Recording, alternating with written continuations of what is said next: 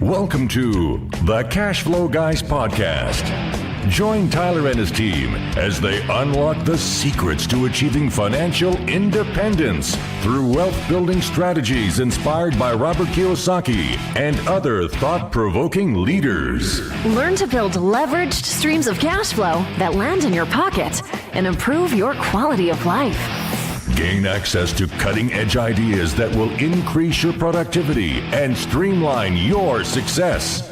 Find out how to supercharge your retirement plan so you won't have to retire with a pay cut. You can escape the rat race. Are you ready?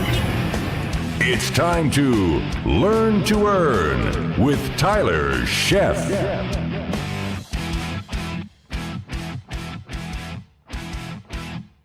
Welcome to the Cash Flow Guys podcast, ladies and gentlemen. We are back for another week. Now, this week, I've got a special guest for you. I've been on his show recently, and I really had a good time doing his show. We're going to have a good time today. I'm bringing on Bill Manassero. He is the host and the top dog. Notice the top dog, not the only dog, of the Old Dawgs REI network. It's a blog and a weekly podcast for people over 50 who are using real estate investing as a means to fund their retirement years and create a legacy for their children and grandchildren. Bill, welcome to the show. Well, it is a blast to be here, Tyler. Good to talk to you again. Finally, I get somebody on here that can talk about real estate investing for old people. Usually I bring Larry Harbolt on, but lately as he gets older, he falls asleep halfway through the episode. I got to keep poking him, wake him up, right? I promise I won't do that too. Right, there you Try go. not to drool on the mic. Larry, if you're listening, I'm sorry. I was just kidding. Don't hit me. Larry's a pretty big guy with a short temper. Just kidding. But anyway, so welcome to the show. Well, it's great to be here. We were talking before we hit record. You got kicked off in 2014 in investing. That's when I came back into the business after a 5-year hiatus. You've accomplished quite a bit, and I was looking here at your information. You got a pretty healthy goal. I'm impressed. Goal is 1,000 units or 1,000 doors in less than 6 years. That's pretty impressive. Why 1,000? Why does that number matter? Well, it happens because when I don't need 1,000 units. I'm retired basically, and I don't have a lot of needs. But we have a nonprofit organization in Haiti. In fact, that's where I was prior to coming back to the States here and going into this real estate thing. And so we lived there for about 12 years in Port-au-Prince, Haiti. Working with street kids, abandoned, orphaned children, and so we're trying to raise funds, as a means to be able to help support the activity that we're doing there, in addition to our own retirement. But that's why we're going for such an aggressive goal. I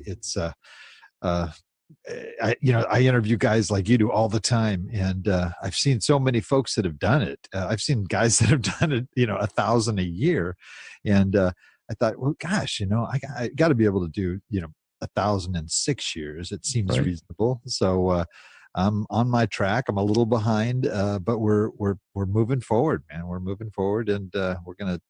It's good to set your goals high. That's what I say. Absolutely. I love that, actually. Now, what I like about what you're doing is you've taken real estate investing, you've drilled it down to a niche, kind of like with my podcast. It's about cash flow. I don't talk about flipping houses unless I'm making fun of people. And I don't get into all that get rich quick garbage. I'm focused on buy and hold. You're focused on investing for folks over 50. Now, any particular reason besides the fact that I assume you're over 50? Well, your assumption is right there. Yeah. I am over 50. In fact, I'm 62 and coming up on 63 here. But I part of what happened with me is I was in Haiti at the time, and we knew it was kind of the end of our time there. We're both getting older. My wife and I. We have kids that came over with us that have grown up and started moving back to the States. We've got grandkids, and we're just really trying to assess. Should we stay? Should we go? And we came back for a 1-year sabbatical, and to really kind of assess what we should be doing. Right. And we in that process, there were a lot of thoughts that went through my head. I'm going, I'm retiring. This is this is kind of unusual for me because I have always worked, for a long time since I was, 12 years old. I had a job. And so I'm looking, gosh, can I just stop? What am I going to do? Collect seashells and, and I mean, I just, I'm a guy who loves to do things. I love to move forward, and we still have our nonprofit in Haiti. And so I'm just kind of going back and forth, and I started looking at what were my options out there. And, that time I was approaching 60. I'm going, oh man, what am I going to do? I'm going to walk around with a resume, 60 years old, trying to get, I think the only place I'm going to get a job is to put on a blue vest and hand out shopping carts at Walmart, I mean, it just ain't going to happen. And, I'd started businesses before. I figured, well, maybe something a little more entrepreneurial. And this unexpected check came in the mail for out of inheritance, and I was looking at what am I going to do with this, and I already was vested in the stock market, in fact, more than I wanted to be, and I didn't want to put any more in there, and I just thought maybe I'll diversify. So I'm looking at all these options, decided to just buy some rental properties just to diversify. Let me try that, say that 5 times real. Right. Say that fast. Diversify my portfolio. So I researched it, read some books. I got kind of pumped up on, investing in real estate, hopped on a plane, flew to Atlanta and Memphis, came back home. I had 3 rental properties, 2 single family and 1 duplex. And the next month, I look in my checking account and boom, income is coming in, from these rental units. I'm going, wow, this is pretty sweet. And in the meantime, I'm trying online businesses. I'm looking at all these opportunities in ways that I can go in my retirement years. And I so, gee, this is right in front of my nose here. Maybe I should look more into real estate investing. And so as I started getting into it, I had a lot of other fellow Old Dawgs friends and family members and others. And they were kind of real interested in my journey and what I had done and how I got these places and that I'd purchased, and it just kind of evolved into actually, I was emailing a lot of people telling them what I'm doing, and some were taking it on themselves to start investing, and then it got too much to email, so I said, well, I'm just going to do a blog, and I'm going to kind of journey everything on the blog, and then next thing you know, I've got a podcast. And so the more I got out there with the word about what I was doing, the more people started to emerge that were in this dilemma. Some were approaching retirement, and some were already in retirement, and they're looking at the numbers and they're saying, gee, either my funds are not going to last, or I'm going to have a real tight retirement, and I'm not going to be able to do the things I always dreamed of doing in my retirement, like traveling with my wife and, flying out and spending time with the kids and doing all these different things. So a lot of people took interest in what I was doing. Some people just needed an extra, $500 or $1,000 a month, to their budget, just cash flow. Other people were looking for a more significant amount. Some were, had funds that they had invested, and they were concerned that they weren't getting the returns that they wanted. And they thought, well, real estate, it seems to have some more promising returns on my investment. So there are people that just want to be passive investors and invest in projects and apartments and things of that nature that we're getting involved with. And so there's just a whole cross section of individuals there that were in those years, that 50 plus, that have found real estate to be a means to be able to make that difference in their retirement years. And some of them are just going gangbusters.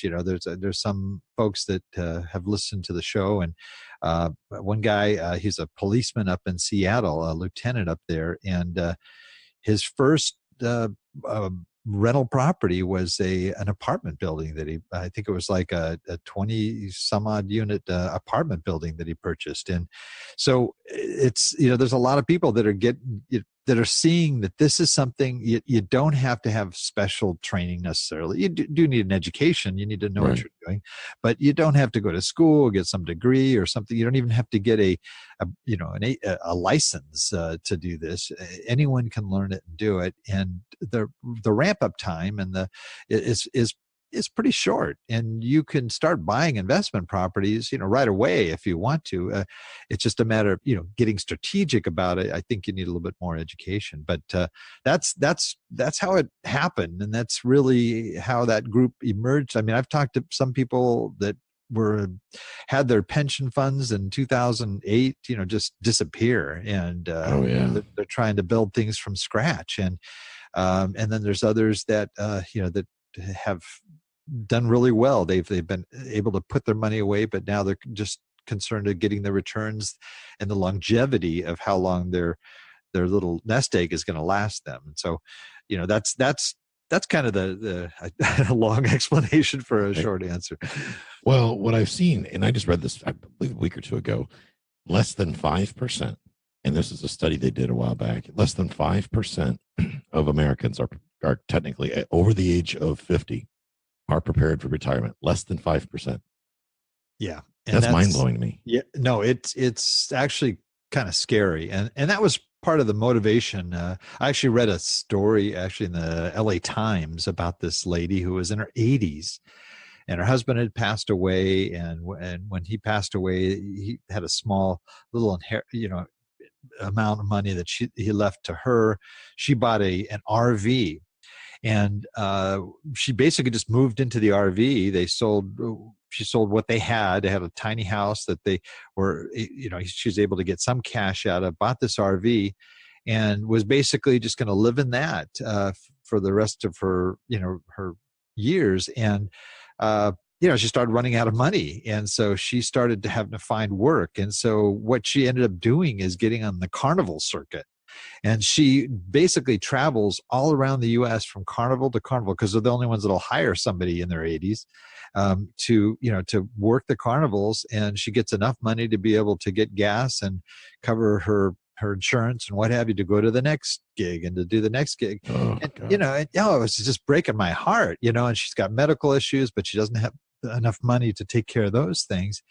I was thinking, gosh, a lady like this, if she could get into a property and get started, even, a no money down or a lease option type deal or something, just to get going and to get some income generated, what an advantage it'd be for her. I mean, she could, settle down but she had trouble with her RV repairs that she couldn't afford to do and all these things. And it just broke my heart. And as I talked to more people, there are a lot of stories out there that just would break your heart. And so, I kind of consider this, just a mission for me. I'm not making any money off of it. I don't, I don't charge for any kind of, there's no upsell here.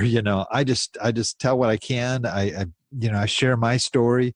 I have great guests that come on, people like yourself that provide wonderful information for folks to be able to move forward in their real estate investing. And that's it. That's what I've latched onto and why. So, Bill, what do you say to because I hear this a lot. When I learned how to negotiate from one of my mentors, Larry Harbold, and he's what you call a kitchen table guy. So he believes, and he taught me, and this is what I do to this day. I like to be knee to knee, face to face with the people and have a conversation. I don't care if it's a 30-unit apartment building or a single family house. I like to have that dialogue. And I do talk to, and I work with a lot of older folks. One of the things that I hear a lot is the resistance to taking terms for their property because they're at retirement age and they feel that they need a lump sum of cash versus a stream of income. Any thoughts on that? Because and the reason I ask, Bill, is a lot of seniors, people in their nearing retirement years, tend to shy away from real estate unless they can get what they identify as quick returns, like from flipping houses, things like that. So what do you say to somebody that's in their 50s, not quite prepared for retirement? Which way should they go? Should they be maybe a hard money lender, or should they lean towards the buy and hold model? Because the rejection there is that it's not fast enough for me. What do you say to that? Yeah, I think the biggest thing that I deal with every day and talking to the folks that I do, and you may encounter this as well, it sounds like, is that it's just that whole F word, the fear factor. They're concerned. I mean, they are very concerned, and rightly so, because they hear rumors Social Security is going away. They see prices going up, inflation, all these factors are just hammering on them, and they're not getting any healthier necessarily. And so, they've got the medical expenses. So there's a great deal of fear. So those that have some funds are really, really concerned about what they do with it. And I understand that. I completely understand that, because that's that's their security that they're holding on to for their future. And so, to take some money out of that, for example, what some people do is they'll do a cash out refi or against their home, and they'll use those funds to invest them, for example. Some people will move their IRA into a self-directed IRA, and so they'll do other avenues to purchase properties. But there's a good reason for the fear that they have, and that unfortunately is the thing that kind of holds people back from being able to move ahead and solve that issue too. So it's, I could probably do a podcast every week on why, why you shouldn't be afraid to take a step ahead. And, again, you want to educate yourself, and you want to be able to make a smart decision to move forward. But some of these people have already lost money in 2008, whether it's with a home or a pension or something along those lines. So they're concerned that what they have, they want to hold on to, and they're afraid of anything that's, the idea of, that there isn't enough time. And I understand that too. I mean, that's why I set a goal for 6 years, because I don't want to be 90 years old and still, searching for properties. I want to be able to, have my income stream continue into my 90s if I make it so far. That to me is the concern. Is we don't have the same time frame that a guy is in, or a young couple starting in their 20s or 30s has. We really want to be able to get something to happen quickly, and that's what hit me about real estate when I first did it. I did it with a turnkey. I'm not a big fan of turnkey properties now, but with the turnkey, I went and I bought the property, and the next month I had income, basically money in the mailbox. So it can happen quicker than you think. It doesn't have to be a long-term event, that you're just constantly buying properties over time. It depends on how you buy and what you buy. For you, though, you had said a very important thing. You said you choose buy and hold. Yes, over being a lender. What made you decide to be a buy and hold person versus looking for the quick fix, so to speak? Well, there are a lot of factors, but I would say one of which it's the simple thing. Buy and hold for me is I'm used to it. I bought a house. I know what it means to buy a home. I understand signing escrow papers. I understand going through the process of buying a home. So it's something I already know how to do. But what's really nice about it is the advantages that come with it. If I buy a property, and typically when I buy a property, I will do things to improve that property. I don't like any major construction, but I'll rehab it so that it would warrant increased rents, for example, and that it would be a nicer property. I would like to do the kinds of improvements that the people living in that unit or in that property would appreciate and value, and hopefully want to stay for a long time. So everything I invest into that is tax deductible. The appreciation, that I have, I can depreciate it and get more tax savings. I can, the first year that I started doing this, I didn't have to pay any taxes, and That's I'm going, beautiful. This is really nice. Okay, so I've got this income coming in. I don't have to pay tax on it. If you have a self-directed IRA, the funds go right back into your IRA, and you can control it even more and only take out what you need when you need it. If you're 59 and a half, if you're at distribution age, you don't get penalized. And you can just keep pouring the earnings into that self-directed 401k or IRA, and you've got additional advantage. I mean, there's just a lot of great advantages to buy and hold. But the thing I love is just the stream of income. You've got this continuous money coming in. So those that were used to having a job where they get a paycheck every, twice a month or every other, week or whatever, they're still going to do that. You're going to get money in on a regular basis, and you want it, and that's what's nice about it. You usually have funds in your account. You can do the things you want to do, and in addition to that, and this is the cherry on top of the pie here, is you buy right, you buy in the right markets, you're going to have equity. Yes. And there's going to be equity probably anywhere you buy, unless you're really buying in bad areas. There's going to be equity, but if you buy in an emerging market, you could see that property value go up. I bought a duplex in Indianapolis. It was in 2015. I paid around $50,000 for this property.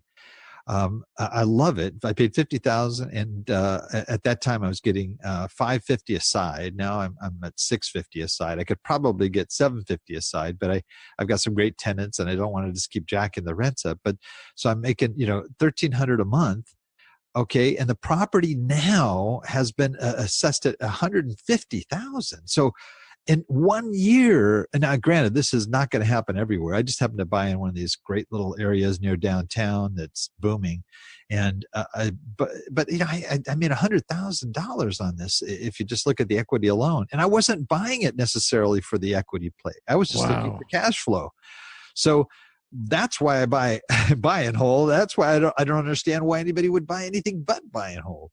Oh man, that's a good point. Because ironically, you say that 100,000 it went up in a duplex. My fourplex went up 200,000, so that makes about sense. It's like, yeah, really. I can't do better doing anything else unless I was maybe selling drugs. But yeah, you don't want to do that again. No, I'm just kidding. Not again. Never ever. Just one more law enforcement. He didn't really do it. Okay, just anyone listening. Okay. They know I'm an ex-cop, so they know better. And I wasn't one of those 75th precinct cops in New York City. I love it. They got the law enforcement and the felonies, all the same thing. Great. Ignorance, right? Yeah, still in the cash flow business. Yeah, yeah, exactly. Just in a different way. But seriously, you're right, and it scares me. I see this a lot. I see people just clutching on to these a pile of money, even if it's the small pile, and they're not turning that into leverage streams of income. And that's why in the beginning of my show it says leverage streams of income. Meaning using that leverage, which I know you use leverage, correct? I certainly do. Yeah, and I've been doing that since day one. The first properties I bought 3 properties, I paid all cash for, and then I did a cash out refi on those properties to get the down payment to buy a 22 unit, and I'm doing the same thing with the 22 unit to leverage to buy the 100 unit. So the leverage part is beautiful, and it's another aspect I didn't mention on the buy and hold, which is really great for those of us that have kids, grandkids. It's that legacy that you can hand down to them, which is really, really neat. To be able to know that you've got something when you're gone that you can hand over to your kids. Hopefully they'll continue, operating it and keep the funds going. But if not, they can sell it, and they've got something. You've got something to leave to them that's going to have value. And I'm trying to teach my kids about the real estate investing. I'm hoping that they're going to be able to get it. They've all read Kiyosaki's books, and right. They understand that this is a real asset is something that generates cash flow for you. And so if they get that, then boom, they'll move into these properties and be able to have a steady stream of income coming in, so they can do the things that they really love to do. So, and that's one of the things I look at my daughters and go, now listen, I put a lot of effort into putting these properties together. So please don't just sell them. Can you just live off the income? You'll never have to work again when I die if you don't want to. So just live off the income, please. Yes. There's management in place. You don't really have to do anything. I'm living proof of that. Isn't that the truth? I'm telling you, Tyler. I mean, what could be any better than this? I mean, I feel like I have to be real careful because I don't want to be one of these guys that, it's infallible. No, I mean, there's plenty of things that can go wrong, and I've probably experienced most of them. But overall, you look at it, this is a really amazing thing, this whole real estate investing and the buy and hold especially. Absolutely. And from a risk perspective, do you feel that your model now, talking at somebody who's at retirement age, you've got $100,000 in cash. You, based on what we've learned today, you would invest that into rental properties, whether that be as a series of down payments or whatever, versus going out and trying to flip a house in today's market. What is it? I guess from a risk perspective, would you agree that it is far less risky to spread that money out over several properties in a buy and hold scenario versus trying to, well, hit that flip, timing that flip right? Yeah, it's really interesting. When I first started in real estate, I was like looking at all of the options out there, and I'm one of the worst guys when it comes to the shiny object syndrome. It's squirrel, Oh, squirrel. yeah. I'm just, you look at my bookshelf right now. I'm looking at this bookshelf, and it's got notebook after notebook. I've got wholesaling, I've got flipping, I've got deeds and notes, liens. I've got all these books. I was just buying them, going, "This is great. I'll do this, and I'll do this, and I'll do this too, and I'll." And I was going to flip from Port-au-Prince, Haiti. Okay, this is really nuts. I was thinking, okay, I can do that. I can get some guys on the ground. I hear people have these remote flipping things, but I'm looking at it, and when I really dissected it, I go, that's like a full-time job. Thank you. Even if I lived in the States, why do I want a full-time job? I mean, I've had, I've worked in corporate America for 20 plus years. I've had my own businesses. I was, in mission field for, nearly 20 years. I mean, okay, enough is enough. And I just want to sit back and be able to not just be a couch potato, but to be able to do the things I really love doing. And, if it's hopping on a plane and going to Haiti and checking on the kids in our orphanage, or if it's going and visiting my grandkids, going to one of my grandkids' graduations, or whatever it may be, I want to be able to do more of that stuff. And I don't want another full-time job. So flipping, and some of those more labor-intensive things, I love the buy and hold model. I love buying out of state. I'm in Southern California. I'm thankful that I couldn't even afford to buy stuff here anyway. And the margin's so small, it doesn't make sense for me to buy here. Right. I can buy in other places across America where you can get amazing returns. And I kind of like not having it right down the street, because if it was down the street, I'd probably be over there every day, checking on the property and seeing how it's going. Here I've got property managers that are overseeing everything, and I talk to them once a week, if that. And it's so much nicer. It's so much nicer. It's easier to manage and easier to live when you've got that kind of a scenario. Absolutely, because you're not handling the problems. You got other people in place handling those problems, which is the great American way, in my opinion. At least that's the way it should be. You got it. Any feedback on what markets you are investing in? Yeah, well, I'm currently in Atlanta, Memphis, and Indianapolis. Okay. I have some of those markets have gone a little bit either stale, or they're so high priced and the cap rates are so suppressed that it doesn't make sense to. It's just real competitive. You can still buy things there, but it's just harder. Right. So I am looking in other areas like Florida, Tennessee, Kentucky. There are still parts of Texas that are still desirable. So we are looking in other markets that have the right numbers as far as merging markets are concerned. So yeah, I'm still looking around. I wouldn't buy in Memphis, but there's other parts of Tennessee that are a little bit more desirable. Right. So now Memphis is great. I'm there. It's a tricky market for me. It is. and it's not neighborhood to neighborhood. It's street to street. So you can be on one street that's just booming, and then the next street, could be a war zone. It's just there's such dramatic changes in the markets there. So I'm kind of looking at other areas that I like a little bit better in the other part of the state. But you find that out as kind of as you go along. The properties I have are cash flowing, so I'm okay. But I also think that it's smart to always be looking in good markets. It does take a little bit to put the right team together in a market, so there's some effort there. But if it looks like it's got a good cycle ahead, whether it's 3, 5, 10 years, it's worth it. Absolutely. Absolutely. That's good advice. Now, I've got some seminars in Memphis early on, I can tell you. Being a guy that invested in South Memphis, boy, can I tell you some stories. And you are absolutely right when you say by the street. Literally, ladies and gentlemen, one street, they could be having a ticker tape parade. The next street will be on fire with gunfire. You got it.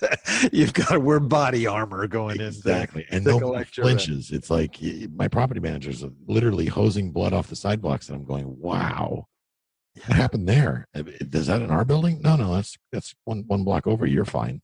No, I know bullets. They travel farther than that. What's going on? Well, that's just every day.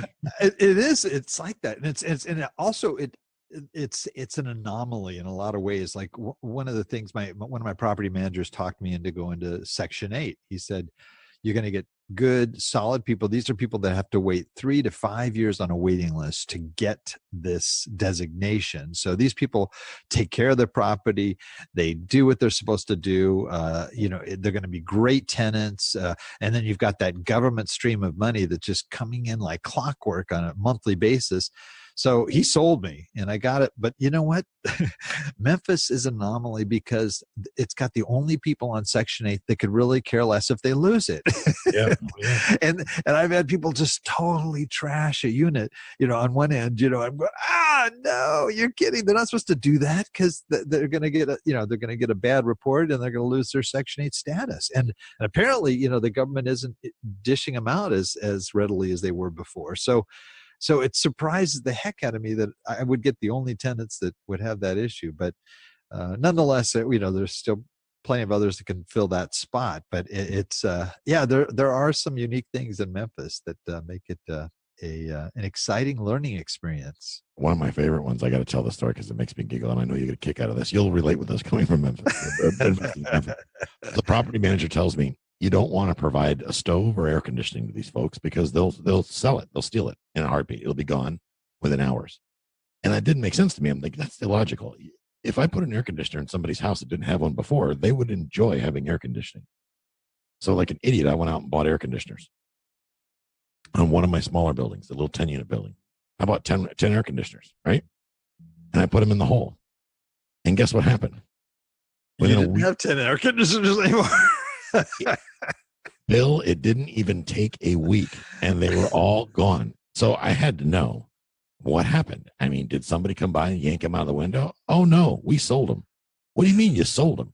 Well, they're worth like $60. I paid $375 a piece for these things to get you cold air. We're used to not having air conditioning. We don't need air conditioning. You're the one that decided we needed air conditioning. We sold them for money. It's like, you got to be kidding me. With a straight face, they're telling me this. Oh man! So I just donated to the stolen AC population. Like, wow. So I listen to my property managers. I make 0 decisions in Memphis anymore. Pretty much, I only make the big ones. The little decisions are all left up to the property managers. They know what they're doing. Listen to your property managers, right? Yeah, that is the truth. That I mean, they're good property managers and not so good property managers. But when you've got a good guy that knows what he's talking about. I mean, the guy grew up in the same neighborhoods that our properties are located in, so he knows them real well, and he's managed to keep them filled. And so, we've just had some tough turnover issues, but I do listen to him, and I know he knows a heck of a lot more than I do. Even though I may disagree on some of those decisions in the long run, he does make the right ones. That's for sure. The last question I have for you, I want to just touch on, you had mentioned that you started with turnkey, but then kind of shied away from turnkey moving forward. What was it that may help you make that decision? What was the reasoning? Well, I'm sure there's great turnkey folks out there. So I don't want to just put this big statement over every turnkey, but I've dealt with a lot of them, and I've also had a lot of folks that listen to the show that have also dealt with a lot of property managers, and the real good guys and gals are. It's a very small group. It's a very very small group, and it's not so much that they're shysters or anything. The problem is the business model. there's just a real thin line there. There's a real thin margin where they're making profit. It's just, 10% of whatever, that property yields isn't a lot of money. No. And when you think of what you need to really manage a property well, you need hands-on. You need a lot of in their face. Now, if you don't have an on-site manager, you are going to need somebody over there a lot and checking on things and doing things. And well, when they have to get a lot of properties for them to make money, to be able to manage them effectively. They're just running around a lot, and so they're spread very thin because they can't hire the people because they don't have the margins to hire. So it's just a real tough model to make, and very few can. And it's the only guys that I know that do real well are those that have got the high price building, that rents that are $1,500 to $3,000 a month. Then they can afford to get a lot more hands on. Right. But for the C properties that I have in Memphis, for example, it's real tough because we can't charge that for rent. And so and so that's part of the problem. And the model is, with turnkey is they really make their money on the sale of the property. I mean, that's really where they make their money. Right. If they're doing property management, most of them get out of it shortly thereafter, and they'll just find somebody else to do that headache. And so you buy it, you get the property, and first you're already probably at market price for that property in the first place. You don't have a built-in equity, which is all my properties now I buy with built-in equity. It's smart as an inflation hedge. It's good for a lot of reasons, but you got to wait some time before you're going to build up some appreciation in that property. So you've got that issue, and their interest is they want cash buyers too. You notice that a lot of turnkey people don't want you to finance it. They don't want to have to go through that. They just want the cash up front, boom, unload it, hand you off to a property manager, and they're done with you. So that's the problem is sometimes the property managers they hand you off to are not such great folks. And I had, for example, one company I dealt with, a turnkey company, they had squatters literally in the building that I bought to say they had tenants already on the rolls. And shortly after I bought that building, they all split. And I'm going, wait a minute, what happened here? Yeah, I thought I had tenants. And, no, it was just, I mean, I had every kind of bad experience you could have on that side. I had some where they were helping me with rehabbing the unit. And, I would say, well, this seems kind of high, this quote for repairs. And they would say, well, this is our contractor. We have a great relationship with them. We don't want to bid it out to two other folks because we don't want to insult them. And I'm going, well, I'm trying to, So I'm trying to make, so they'll pick their contractors at a higher level than their clientele. And so, I mean, I've had all kinds of experiences, and I'm sure that, I mean, the idea of the turnkey is a beautiful idea. And I think that there are going to be those, and there are those that have mastered it, but they're hard to find, and I've had to let a lot of folks go, and I think I'm pretty tolerant for the most part, but it has that part has been the biggest challenge, especially managing from a distance. That's for sure. That's absolutely for sure. Bill, that was a ton of value. I really appreciate you taking the time to come out this week and share some of your story with us and talk more about what it's like investing at a later age, because it's something that people need to hear. And I'm glad that you pointed out that even though you're nearing retirement age or you're at retirement age, that buy and hold is still your thing. So I appreciate you touching on that because I think that's important that people take away that from there as well. And what's the best way for people to reach out to you? If you got questions or want to join your network? Yeah, well, our website is where we have articles that come out every week. We have our podcasts on the website as well. I mean, we are on iTunes and iHeartRadio and all those other places too, Stitcher. But you can go to the website to get everything and to be able to contact me. I'd love to talk to you if you have some questions. That's what I do. And I talk to folks all the time via email or phone, or if they're in the California area, I'll meet with them. But the website is Old Dawgs, REI Network, and Dawgs is spelled DAWGS. So it's Old Dawgs, REINetwork.com. And there you'll be able to reach us and find out. There's a lot of free, great stuff on the site, too, that you can just take back with you. Outstanding. Well, ladies and gentlemen, I'm going to put all his social media information, his website link, all that in the show notes. So whatever podcast player you're on, look down if you can see the show notes. If your podcast player does not allow for show notes, then just go to my website, cashflowguys.com/podcast, and then look at the show notes there on the website. And that will give you all the information. The links will be hyperlinked in the whole 9 yards to go directly over to Bill's information. Bill, thank you so much, man. I got a ton of value out of this. I know my audience did too. So thanks a lot for coming out, and I appreciate it. Oh, it was a blast, Tyler. Thanks for having me on.